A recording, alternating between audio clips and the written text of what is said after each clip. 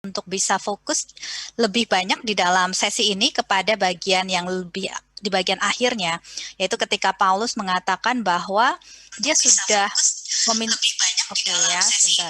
dia sudah dia sudah minta kepada Tuhan untuk bisa mengambil apa yang menjadi sesuatu yang menyusahkan hatinya itu. Dan tidak cuma sekali, tapi sampai 3 kali dia berseru kepada Tuhan. Tapi interestingly, Tuhan menjawab, cukuplah kasih karuniaku bagimu. Sebab justru dalam kelemahanlah kuasaku menjadi sempurna. Jadi di satu sisi ada kelemahan Paulus, yang untuk itu dia sudah minta Tuhan untuk bisa membantu dia memberikan kasih karunia Tuhan yang dimaknai ke Paulus. Kasih karunia itu adalah dengan mengambil kelemahan tersebut. Tetapi di satu sisi yang lain ada pemaknaan kasih karunia yang berbeda, di mana Tuhan mengatakan, cukuplah kasih karuniaku, karena justru di dalam kelemahan itulah kuasaku menjadi sempurna. Jadi seperti ada dikotomi di sini. Nah, berarti ada perbedaan bagaimana di awalnya Paulus memaknai kelemahan ini, dan ada berbeda dengan bagaimana Tuhan memaknai kelemahan ini. Dan ini yang sangat menarik untuk kita coba dalami, karena ini menjadi sesuatu yang saya yakin akan sangat memperkaya kita. Ketika kita hidup di dalam masa-masa yang tidak mudah, masa pandemi ini jelas tidak merupakan masa yang mudah bagi kita semua. Banyak sekali penyesuaian yang harus kita lakukan, banyak keterbatasan yang terjadi, dan ayat ini semoga bisa memperkaya pengharapan kita dan memperkuat iman kita. Nah, yang menarik di sini adalah kalau kita kaitkan ini dengan fenomena yang umum terjadi di dalam diri manusia, adalah ada suatu fenomena yang kita kenal sebagai negative bias. Negative bias ini adalah suatu fenomena yang merupakan salah satu dari cognitive bias. Jadi cognitive bias itu adalah bagaimana otak kita cenderung memaknai secara tidak tepat. Itu yang kita sebut cognitive bias. Dan ada beberapa cognitive bias, tapi untuk kepentingan kita dalam hari ini kita tidak akan melihat semua cognitive bias, tapi hanya beberapa yang terkait saja. Yang pertama adalah negative bias. Negative bias ini adalah oh, oke. Sebentar ya. Oke. Let me. Sudah terlihat ya, hopefully. Oke, sip. Jadi negative bias ini adalah kecenderungan manusia untuk fokus kepada stimuli-stimuli yang negatif. Stimuli itu entah apa yang dia dengar, apa yang dia lihat, atau ingatan-ingatannya dia. Dan tidak cuma untuk fokus kepada stimuli yang negatif, tapi juga untuk dwell on. Artinya setelah teringat, dia dwell on. Dia terus berfokus ke situ, gitu ya. Dan ini sebenarnya merupakan rangkaian dari evolusi manusia. Evolusi artinya gini, otak kita itu kan sifatnya akumulatif, gitu ya. Itu makanya pengalaman-pengalaman masa lalu biasanya masih berpengaruh sampai sekarang, karena otak kita bekerja secara akumulatif, gitu ya.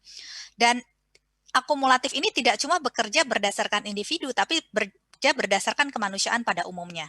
Ini yang kalau di dalam dunia psikologi biasanya bapak psikologi yang mendalami hal ini namanya Jung, untuk mengenal archetype Carl Jung ya. Jadi di dalam manusia itu berevolusi, di zaman dulu ketika zaman batu, negative bias ini merupakan sesuatu yang menolong manusia untuk bisa survive, karena dia jadi sangat waspada. Ada bunyi sedikit, dia langsung waspada. Ada apa tuh? Jangan-jangan ada hewan buas gitu, ada serigala kah, ada macan kah, ada beruang kah? Ini menjadi sesuatu yang memang menolong manusia untuk bisa survive. Nah, permasalahannya manusia sudah tidak lagi hidup di zaman batu. Kita hidup di zaman modern. Sehingga ketika ada rumput bergoyang, tentunya respon kita seharusnya berbeda dengan manusia di zaman batu. Karena sekali lagi konteks hidup kita sudah berbeda. Nah, di satu sisi konteks hidup kita berbeda, tapi karena akumulasi, sekali lagi akumulasi pengalaman hidup kemanusiaan itu terus berjalan, negative bias ini masih ada di dalam diri manusia. Nah, akibat dari negative bias ini di dalam dunia modern sekarang adalah orang-orang yang belum tahu bagaimana caranya mengelola negatif bias ini, mereka biasanya cenderung fokus kepada hal-hal yang dipandang ancaman. Dan ancaman ini bukan selalu ancaman yang sifatnya fisik. Kalau kayak ada beruang, ada macan, itu kan ancaman fisik ya.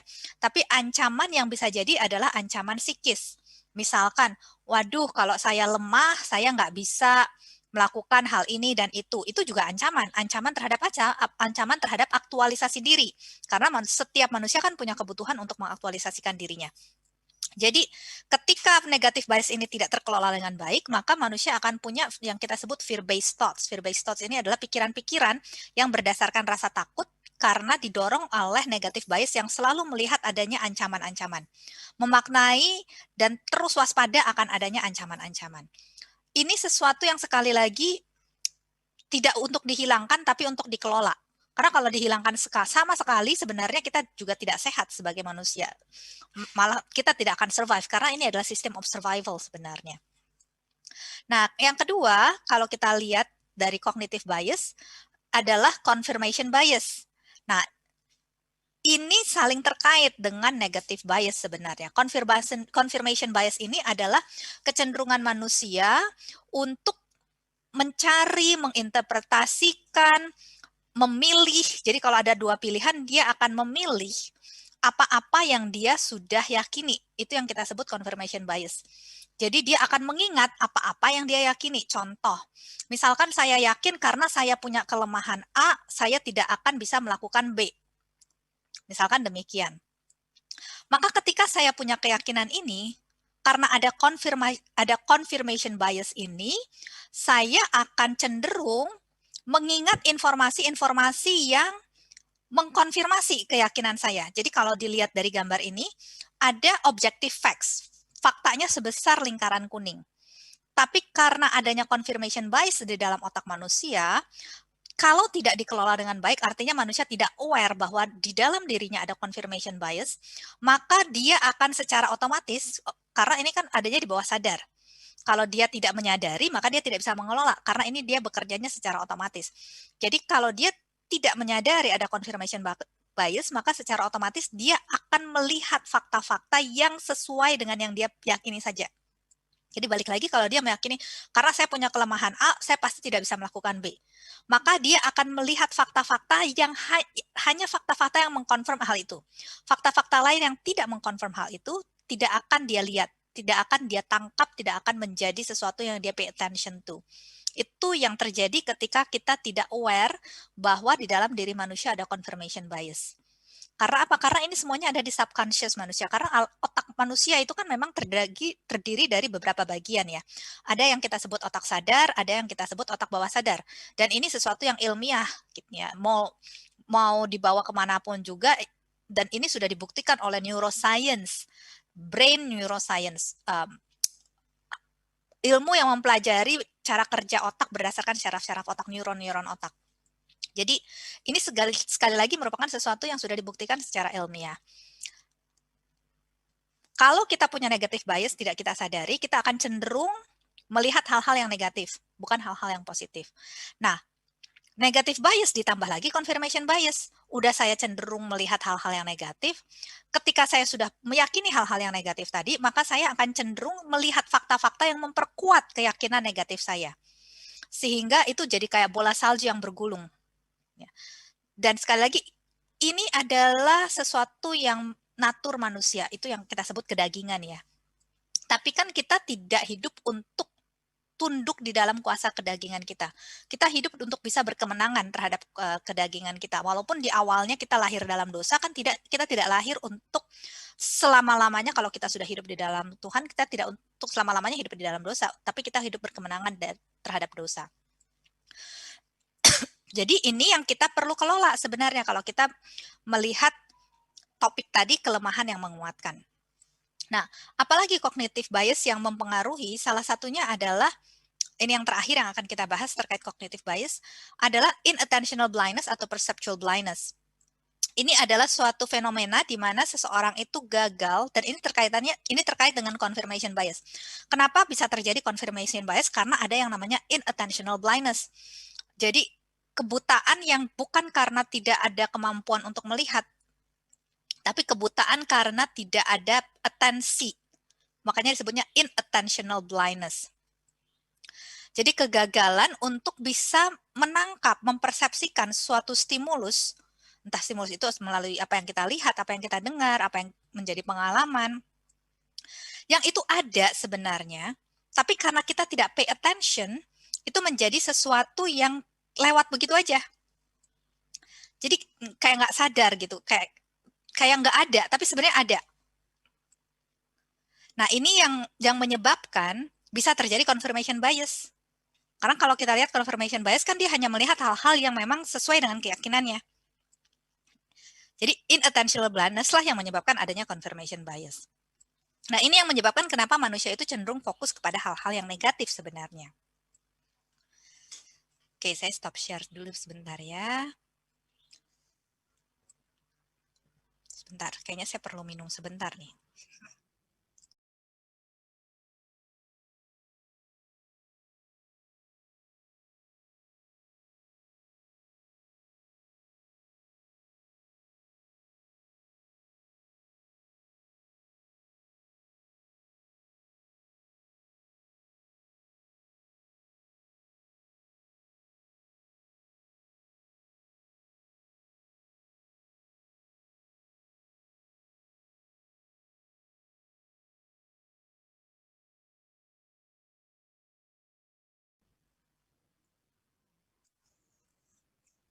Yes Bu, sorry ya.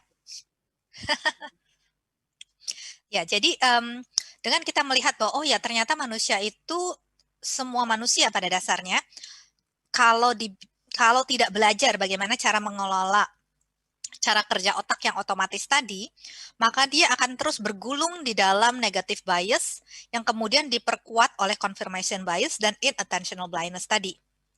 Nah, puji Tuhannya ini sesuatu yang bisa diubah. Ini bukan sesuatu yang harga mati. Walaupun ini fenomena yang sifatnya natural, tapi sekali lagi ini bisa diubah sama kayak anak lahir mungkin dia cenderung punya temperamen pemalu. Bawaan lahirnya udah pemalu.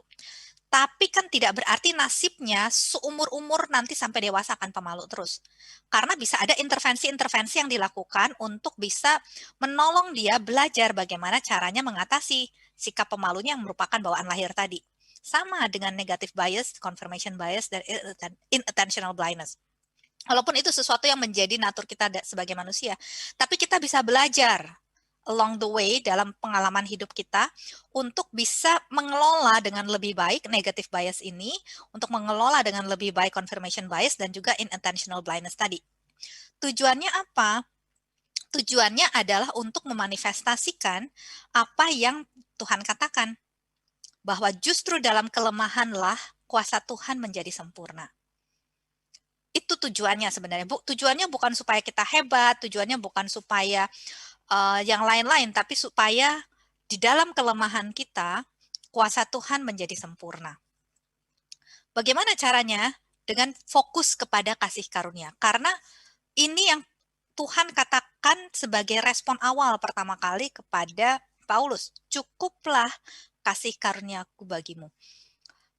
Kasih karunia-Nya inilah yang menjadi tumpuan, pondasi untuk bisa masuk kepada anak kalimat berikutnya, yaitu justru dalam kelemahan kuasaku menjadi sempurna. Kasih karunia inilah yang menjadi tumpuan dari anak kalimat berikutnya tadi. Artinya, kasih karunia ini benar-benar harus menjadi sesuatu yang kita fokuskan, kita usahakan untuk menjadi fokus kita. Dan ini bukan sesuatu yang bisa datang secara otomatis. Kenapa? Karena balik lagi kalau ngomongnya secara otomatis otak manusia kan negatif bias. Artinya kita perlu melatih diri kita, mendisiplin diri kita untuk fokus kepada apa-apa yang menjadi kasih karunia Tuhan di dalam hidup kita. Nah, sebenarnya kalau kita lihat di bagian kitab yang lain, karena saya sangat meyakini bahwa firman Tuhan itu saling mengkonfirmasi di bagian-bagian yang lain gitu ya. Tidak pernah firman Tuhan itu bertentangan. Kalau kita lihat di Ratapan 3 ayat 22 sampai 23 itu sesuatu yang sangat memperkuat statement ini. cukuplah kasih karuniaku bagimu gitu ya. Karena di situ dikatakan bahwa tak berkesudahan kasih setia Tuhan, tak habis-habisnya rahmatnya, selalu baru setiap pagi besar kesetiaanmu.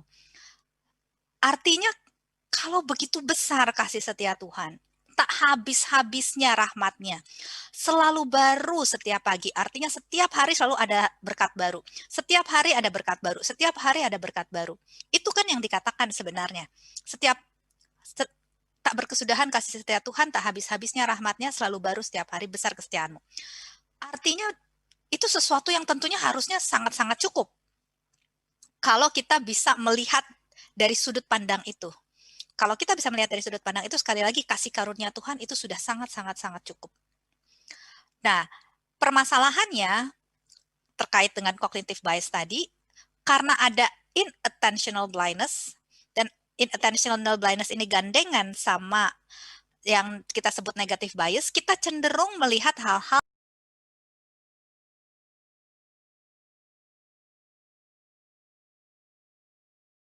asing. Tapi kita lebih cenderung pada apa yang kurang berhasil, apa yang belum berhasil, apa yang menjadi tantangan, hal-hal itulah yang menjadi fokus. Nah, dengan kita tahu, karena awareness, kesadaran itu kan selalu menjadi awal dari perubahan. Kalau di dalam teori perubahan kan ada 6 tahapan perubahan, di mana tahapan itu selalu dimulainya dari awareness.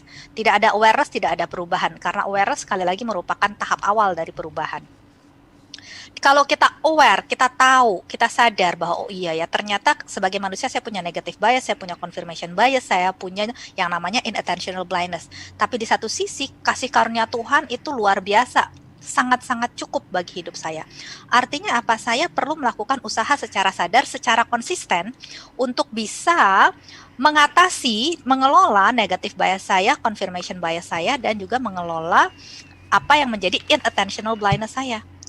Caranya bagaimana? Salah satu cara yang sangat praktis sebenarnya adalah yang kita sering sebut sebagai counting our blessing.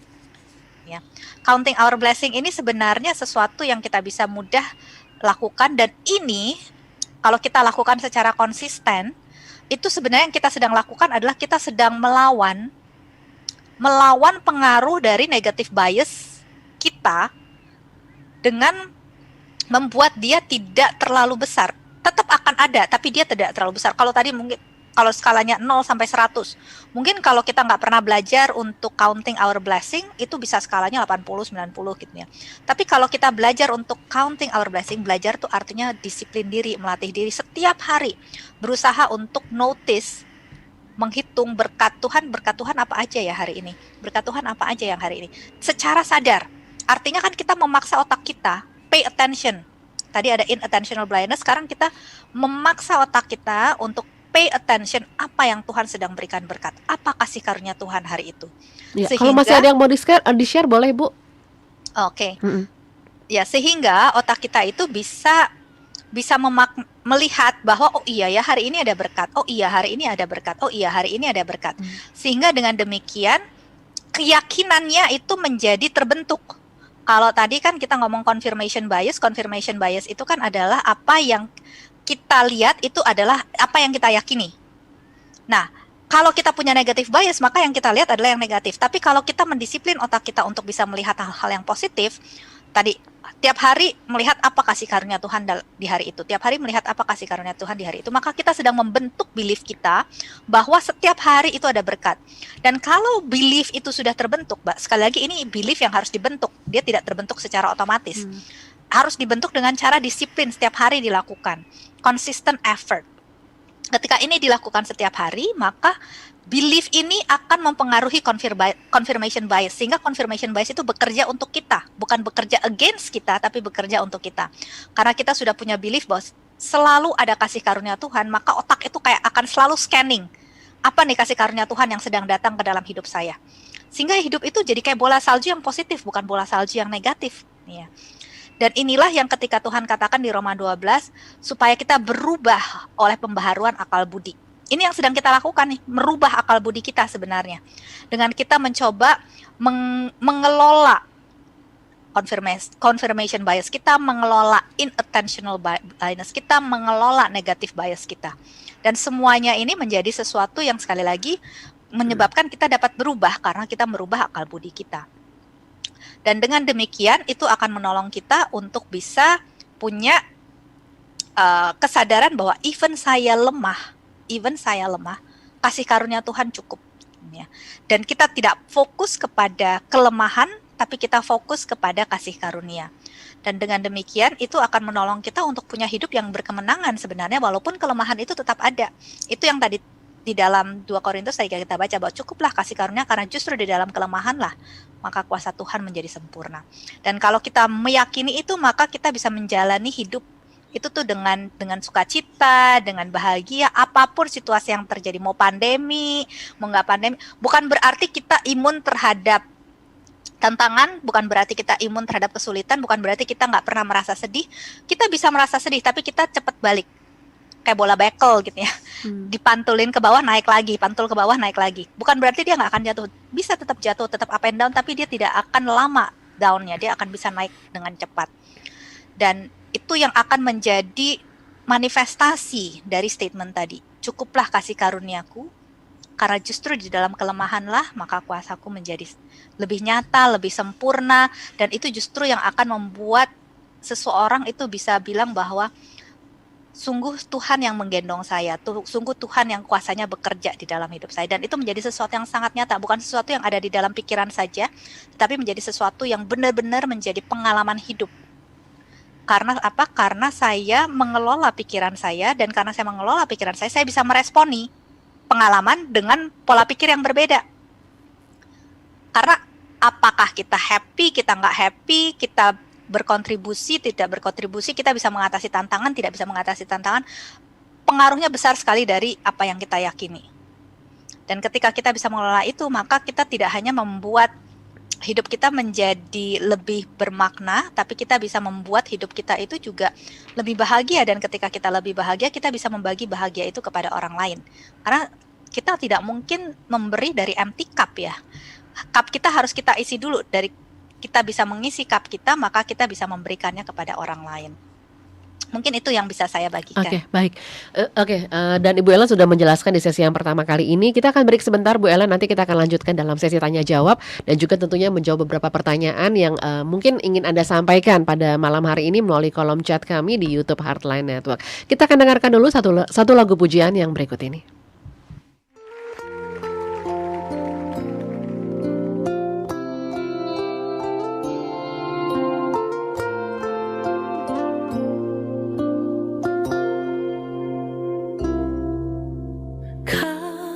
Selalu ajaib bagiku, jalanmu tak terselami.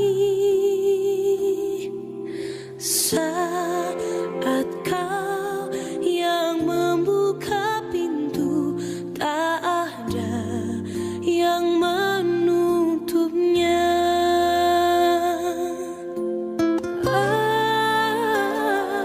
Masih ada jalan terbuka untukku, masih ada jalannya Tuhan, masih ada jalan terbuka untukku.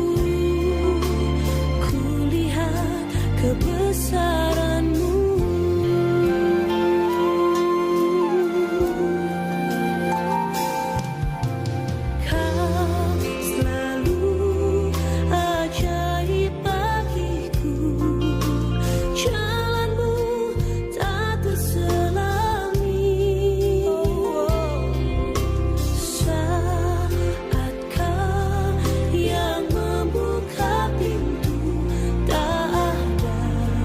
Yang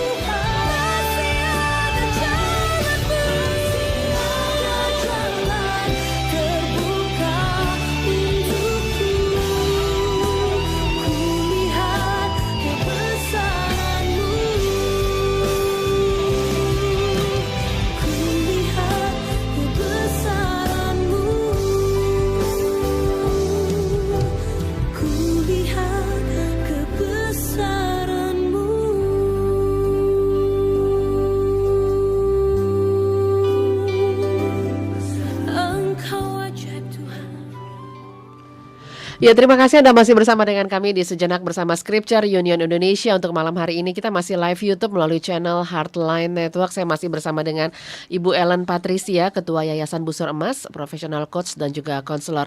Tadi dari 2 Korintus 12 ayat 1 sampai 10 juga sudah dijelaskan oleh Bu Ellen.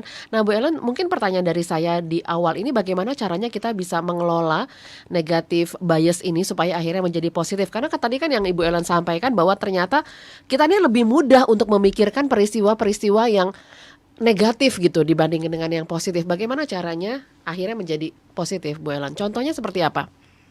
Oke, contoh Mm-mm. praktisnya Mm-mm. yang tadi adalah counting blessing itu, contoh praktisnya adalah dengan mendisiplin diri setiap hari mendaftarkan apa, at least misalkan di awal-awal at least 3 hal dulu. Mm-mm. 3 hal yang hari ini membuat saya yakin bahwa oh ya Tuhan, hari ini saya terima berkat dan hari ini saya terima kasih karunia Tuhan. Ya. Hmm.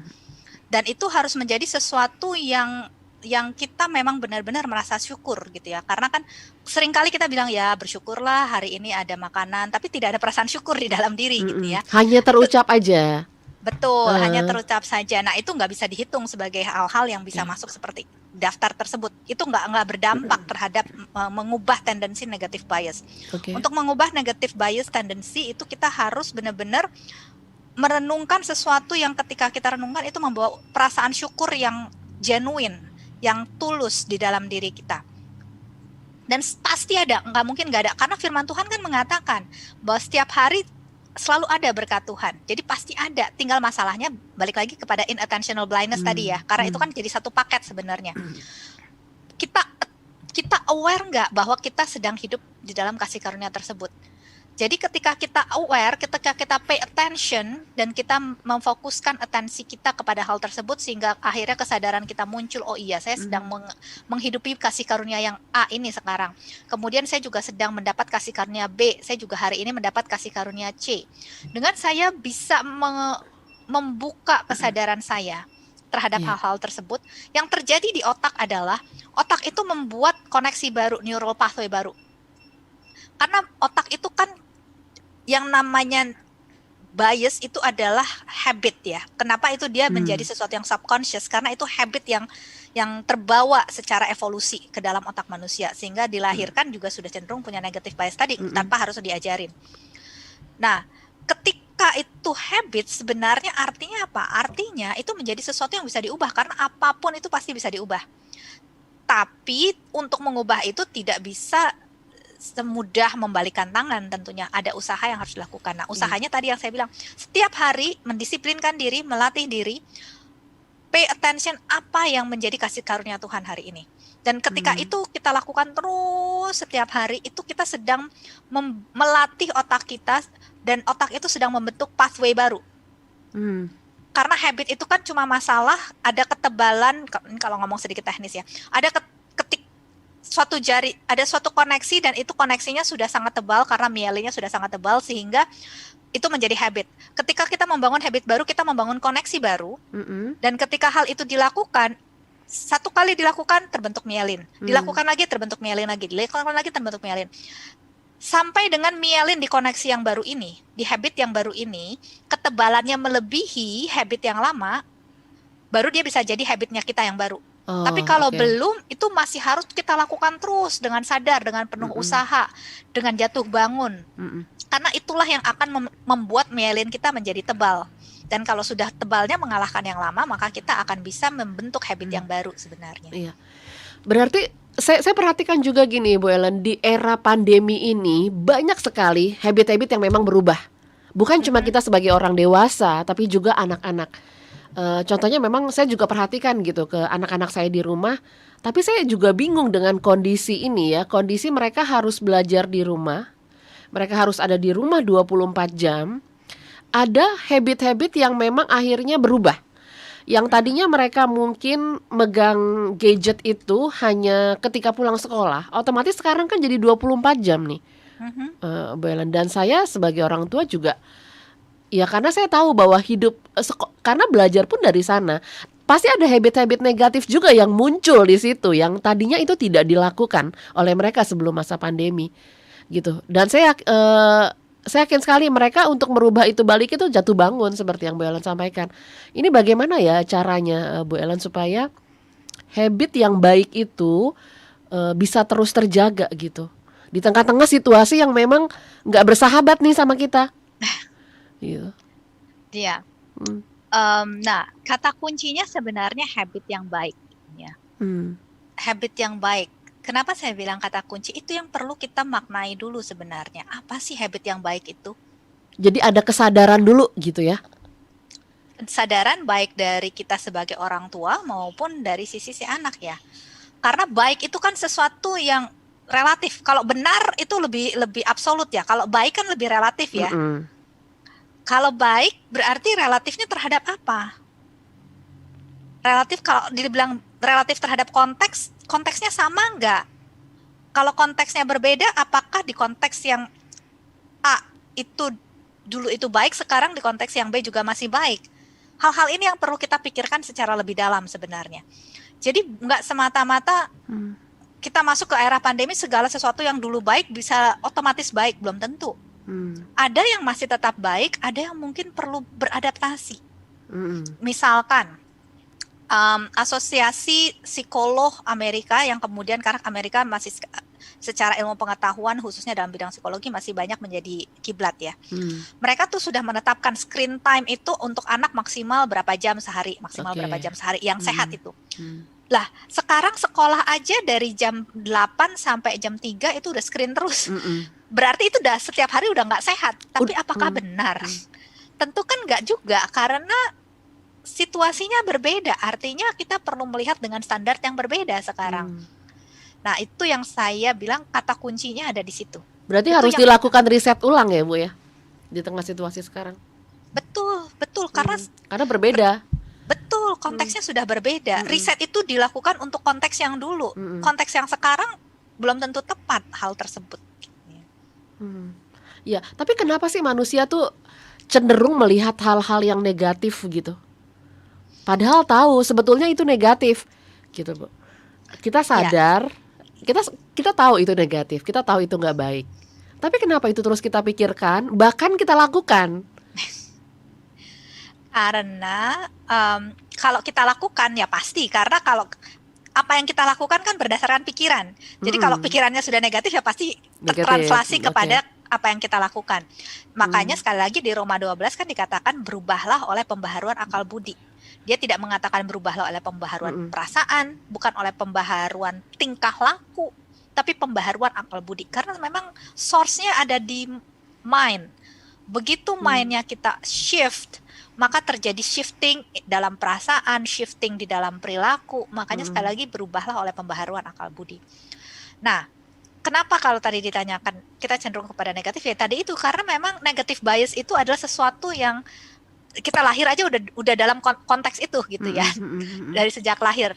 Nah, itu yang kita perlu belajar kelola sebenarnya. Itu bukan untuk dapat mengelola itu bukan sesuatu yang otomatis akan ada seiring dengan bertambah usia. Itu sesuatu yang memang harus dipelajari dan dilatih untuk bisa menjadi habit. Iya, tadi Ibu juga menyatakan di ayat yang tadi sudah kita baca bahwa dalam kelemahan kuasa Tuhan itu menjadi sempurna. Jadi kita fokus pada kasih karunia. Itu yang dilakukan oleh Paulus, begitu. Nah, kalau menurut Bu Ellen sendiri dari pengalaman yang Ibu sendiri lihat, respon kita terhadap firman ini seperti apa, Bu? Contoh konkret ya. Contoh konkret, misalkan saya berpikir, aduh, saya bukan tipe orang yang, misalkan saya bukan berandai-andai saya bukan tipe orang yang dengan mudah bisa berbicara di depan publik, ya. Tapi saya deep down saya merasa ada calling untuk melakukan itu. Artinya apa? Artinya dalam konteks itu saya mau fokus kepada kelemahan saya atau saya mau fokus pada kasih karunia Tuhan. Pilihan berarti ya? Yes. Di dalam pilihan itulah, ketika saya memilih itulah, saya sedang, kalau saya memilih fokus kepada kelemahan saya, maka saya sedang mengikuti jalur negatif bias tadi. Tapi ketika saya dengan will yang kuat, karena itu will yang selalu akan menjadi sesuatu yang Tuhan berikan kepada kita dan Tuhan gak pernah ambil. Even ketika kita pakai itu untuk melakukan sesuatu yang salah pun Tuhan gak pernah ambil. Tapi ketika kita bisa melakukan itu dengan will yang kuat, Tuhan saya mau pilih untuk fokus kepada kasih karunia Tuhan. Bahwa kasih karunia Tuhan pasti akan cukup bagi saya. Dan pasti akan cukup bagi saya. Itu saya sedang membuat itu tadi, neural pathway yang baru. Dan saya sedang membangun satu layer ketebalan myelin tambahan. Dan ketika nanti di suatu hari yang berikutnya ada lagi pilihan yang serupa. Saya mengatakan, Tuhan, saya nggak mau fokus pada kelemahan saya mau fokus pada kasih karunia Tuhan, dan saya mau meyakini kasih karunia Tuhan cukup bagi saya. Saya menambah lagi ketebalan myelin itu. Dan terus ketika saya dihadapkan pada pilihan itu, saya terus mengambil jalan yang ini, yang meyakini kasih karunia Tuhan, maka myelinnya bertambah tebal, sampai pada suatu hari ketebalan ini akan mengalahkan yang lama. Dan itu sudah menjadi sesuatu yang otomatis. Saya nggak perlu terlalu struggle untuk dengan otomatis fokus pada kasih karunia Tuhan. Iya. Membangun will yang kuat itu, Bu Ellen, akhirnya memang jatuh bangun, balik lagi ke situ. Caranya bagaimana membangun will yang kuat? Balik lagi ke hubungan kita sama Tuhan seperti itu? Tentunya ya. Tapi ada beberapa poin yang perlu disadari. Yang pertama bahwa yang namanya proses bertumbuh itu pasti selalu jatuh bangun. Tidak ada proses bertumbuh yang lurus terus kayak garis lurus, itu nggak pernah ada. Artinya kita perlu siap mental bahwa memang saya akan jatuh bangun di dalam proses ini. Yang perlu menjadi perhatian saya adalah tren. Tren itu kan kalau dalam bahasa matematika itu resultan ya. Yang saya selalu sering bilang, yang kalau saya naik 3, mundur 2, naik 3, mundur 2, naik 3, mundur 2. Artinya kan resultannya masih plus 1. Iya. Artinya garisnya walaupun dia naik turun, tapi kalau dibuat garis resultannya itu masih naik ke atas. Ke arah positif, ya. Ke arah positif. Ya. Berbeda kalau saya turun 3, maju 2, turun 3, maju 2, turun 3, maju 2. Nah, itu resultannya negatif. Nah, kalau udah negatif gitu, resultannya negatif gitu, berarti balik badan ya, Bu? Gimana nih? Aduh, dalam situasi seperti ini saya juga mendapat keluhan gitu dari teman-teman yang memang akhirnya di situasi sekarang ini mereka merasa apa yang mereka lakukan tuh lebih ke hidup mereka jadi kurang baik dibanding sebelumnya. Betul. Nah, sekali lagi, kalau kita mau melawan negative bias, cara yang pertama dan terutama yang bisa dilakukan adalah count your blessing. Karena itu it's very simple, tapi it's very powerful. Kenapa? Karena dengan melakukan itu kita sedang membentuk neural pathway yang baru di otak kita. Dan ketika itu kita lakukan secara konsisten, maka neural pathway itu akan semakin tebal. Tentunya neural pathway itu ketika kita mengatakan count your blessing itu nggak itu bukan sederhana tapi belum tentu mudah. Kadang kita perlu berbicara dengan orang, tahu orang tuh lagi struggle-nya seperti apa sehingga saya bisa aware, ya ternyata ya saya masih bersyukur banget ya saya masih kayak gini dibandingkan dia. Ya. Ada hal-hal yang kita perlu lakukan. Istilahnya kalau saya sering bilang harus ngotot cari sampai dapat apa tuh kasih karunia Tuhan hari ini, karena pasti ada. Jadi kita lawan bias-bias negatif itu ya. Betul. Ketika dia muncul dalam pikiran kita nih, umpamanya saya biasa mengkonsumsi tayangan seperti ini gitu, atau saya sedang tergila-gila dengan tayangan seperti ini begitu. Ketika itu muncul lagi, ingin melihat lagi begitu, langsung hilangkan begitu ya, Bu Ellen. Lawan, maksudnya dilawan. Betul, dilawan. Bahwa hal itu masih akan datang lagi, it's normal. Karena kan memang itu belum menjadi habit yang baru. Iya. Dan gak apa-apa, tidak ada yang salah dengan itu datang lagi. Sekali lagi itu adalah proses yang normal. Tapi yang menentukan kita akhirnya menang atau kalah adalah apa yang saya lakukan ketika dia datang. Saya biarkankah dan saya akhirnya terbawa, atau saya lawan tadi seperti yang dikatakan oleh Bu Riyama. Kalau saya lawan dan saya akhirnya bisa ambil arah yang berbeda dari yang godaan itu, maka sekali lagi saya sedang membentuk neural pathway yang baru ke arah hidup yang memang saya inginkan, yang saya tahu Tuhan juga inginkan. Apakah itu hasilnya akan membuat kita bahagia? Kalau kita memang memilih jalan yang itu ya. Jadi harus dengan sadar memilih, saya tuh mau memilih jalan yang mana. Karena gini, ada juga orang-orang yang dia dengan usaha yang keras membangun sesuatu. Tapi begitu sampai dia bilang, kayaknya ini bukan sesuatu yang saya mau deh. Jadi usahanya sia-sia kan sebenarnya. Karena sudah banyak effort yang terspend di sana. Artinya saya perlu sadar saya mau kemana gitu ya. Apa yang mau saya bangun? Kenapa saya mau mengarah ke sana? Itu harus menjadi sesuatu yang saya aware dulu. Kenapa saya mau mengambil jalan ini? Sehingga ketika saya benar-benar put effort untuk mengambil jalan tersebut dan akhirnya sampai ke tujuan yang saya inginkan, saya bisa happy dengan apa yang saya capai. Nggak merasa salah arah gitu ya, dan merasa usahanya sia-sia. Iya, itu diperlukan perenungan, waktu khusus, atau memang itu bisa muncul kapan saja, Bu Ellen? Tentunya kalau kita percaya Tuhan itu maha kuasa, kan batu aja Tuhan bisa bikin ngomong ya kalau Tuhan mau. Artinya kalau Tuhan mau berbicara kepada kita, kita nggak merenung pun itu akan kita dapat. Ya. Tapi itu bukan normatif. Ya. Itu akan menjadi kasus-kasus pengecualian, dan selalu bisa ada kemungkinan untuk itu kan. Ya, karena kita sangat meyakini Tuhan kita maha kuasa. Tapi sekali lagi itu bukan yang normatif. Normatifnya adalah, normalnya adalah itu membutuhkan waktu perenungan. Nah, disinilah kita balik lagi menghadapi pilihan. And life is actually about choices. Dan ketika kita menghadap Tuhan, kan yang kita pertanggungjawabkan adalah pilihan sebenarnya. Ketika saya dihadapkan kepada pilihan-pilihan, apa yang saya pilih, itu yang akan saya pertanggungjawabkan kan sebenarnya. Pilihan-pilihan tersebut. Iya. Baiknya memang itu semua dilakukan mulai dari kita bangun tidur ya, Bu Ellen? Yes, dari bangun tidur sampai kita tidur. Saya merasa sih ketika baru bangun tidur langsung melakukan hal yang baik, itu akan mempengaruhi satu hari ke depan. Betul. Artinya itu yang kita sebut dengan live intentionally, bukan live automatically. Kalau live automatically itu kayak kita nggak mikir, cuma menjalani hidup kayak robot gitu ya. Iya. Dan kita akan capek akhirnya ya. Betul, betul. Tapi kalau kita bisa live intentionally, begitu bangun, intentionnya apa? Saya mau menjadikan hari ini hari yang seperti apa? What is my intention for the day? Gitu ya. Jadi kalau kita bisa live intentionally, itu yang akan membawa kita kepada apa yang mau kita capai gitu ya. Karena ada sesuatu yang dengan sadar saya usahakan.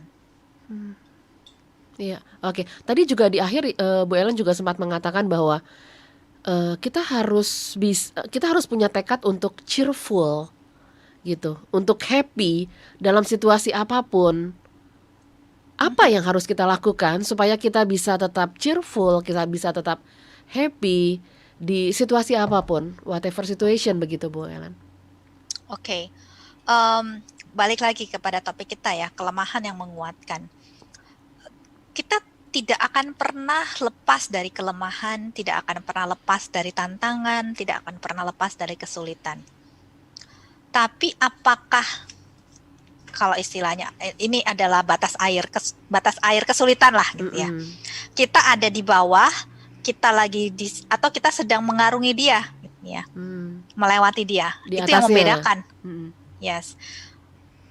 Kalau kita ada di bawah tenggelam, ya tentu kita akan sulit untuk hidup bahagia, ya. Karena kita hidup di dalam negative bias kita sebenarnya. Tapi kalau kita bisa mengarungi kesulitan, mengarungi tantangan, itu kita bisa bahagia walaupun ada tantangan, walaupun ada kesulitan. Kenapa?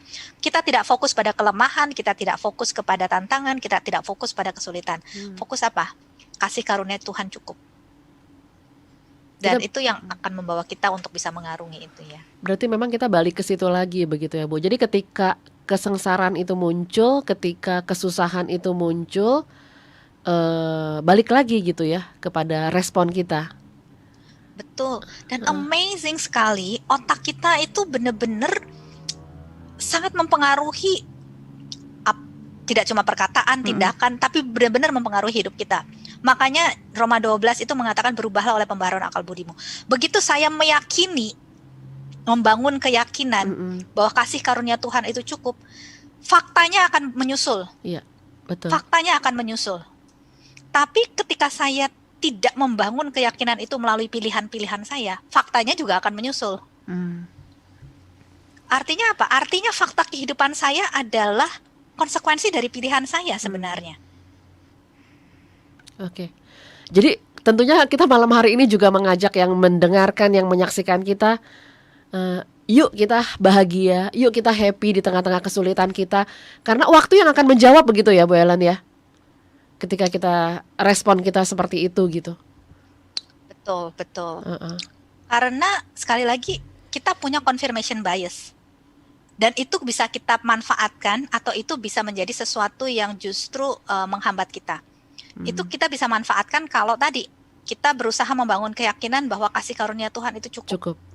Iya. Maka yang terjadi adalah dalam hidup kita cenderung notice adalah hal-hal bagaimana Tuhan membantu saya dalam hal ini, Tuhan membantu saya dalam hal itu, Tuhan membantu saya dalam hal yang itu lagi. Even though saya lemah, even though saya mungkin nggak terlalu pandai dan nggak terlalu kuat dan lain sebagainya.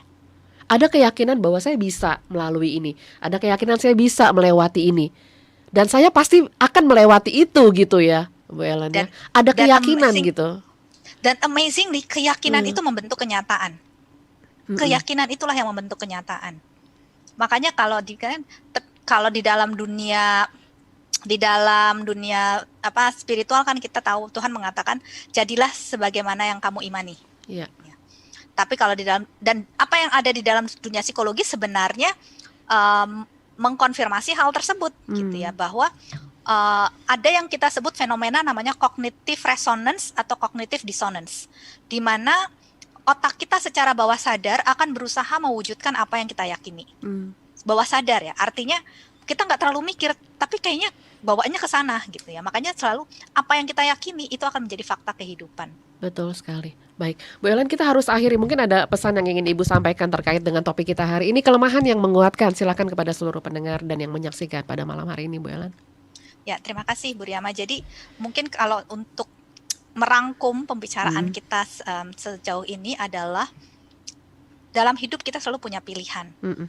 Kita akan fokus kepada apa yang menjadi kelemahan, dan itu yang menjadi bawaan kita sebagai manusia, natur dosa kita, negatif bias kita, atau kita mau fokus kepada kasih karunia.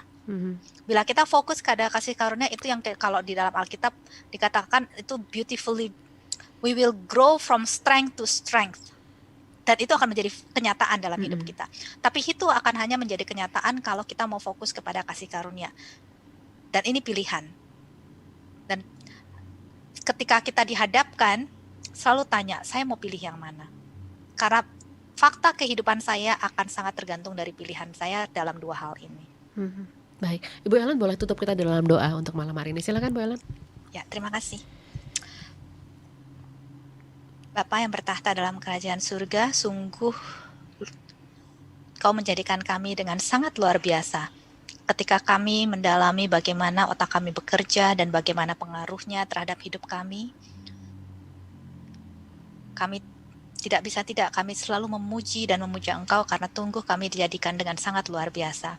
Terima kasih karena Tuhan telah menjadikan kami sebagai makhluk yang bisa mengubah hidup kami dengan berfokus kepada kasih karunia Tuhan. Terima kasih kalau natur dosa kami tidak menjadi nasib yang terus-menerus menjadi akhir dari hidup kami. Tolong kami untuk bisa bijak ketika kami menghadapi pilihan-pilihan hidup. Tolong kami untuk selalu bisa ingat bahwa kami bisa berfokus kepada kasih karunia Tuhan. Dan disitulah kami akan mengalami kemenangan di dalam hidup. Kami akan grow from strength to strength. Dan biarlah itu menjadi sesuatu yang nyata dalam hidup kami.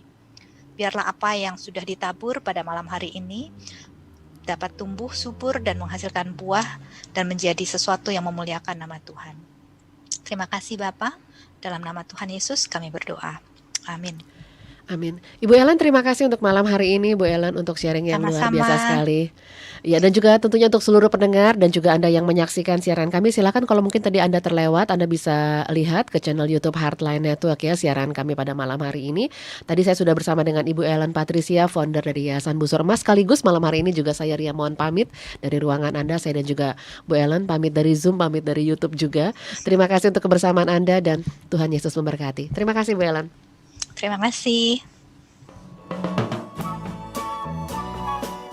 Baru saja Anda ikuti firman Tuhan. Semoga menjadi berkat. Nantikan acara berikutnya. Terima kasih atas perhatian Anda. Tuhan Yesus memberkati.